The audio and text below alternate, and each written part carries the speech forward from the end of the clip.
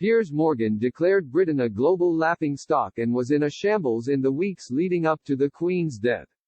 Piers Morgan suggested Britain faced an economic crisis and was in the midst of chaos before the country was brought to a standstill after Queen Elizabeth II sadly died on September 8.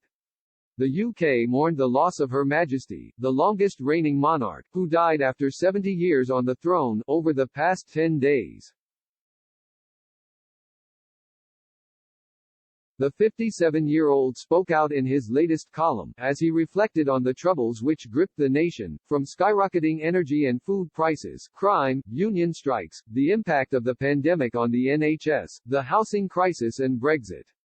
The uncensored presenter addressed the removal of Boris Johnson as the UK's Prime Minister and his administration making the country a global laughingstock, with reports of breaking lockdown rules and the infamous Partygate. Writing in his column for The Sun, he penned, "It felt like Britain was quite literally turning to s.t.o.c.k, and the United Kingdom had never been more disunited. But then the Queen died, and everything stopped." Piers explained the loss of Her Majesty saw the country come to a halt and Brits' attention turned away from economic and political woes, instead focusing on what made Britain great over the past 10 days of mourning. The s.t.o.k TV host said unrivaled pomp and pageantry took the world's breath away as the UK paid tribute to the Queen.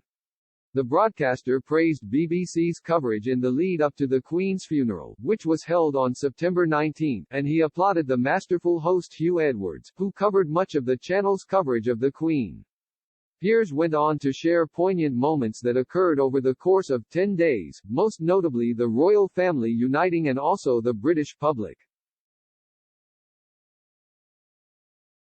He touched on the now famous queue which saw thousands of mourners line the streets to say their final goodbye to Her Majesty as they viewed her coffin lying in state.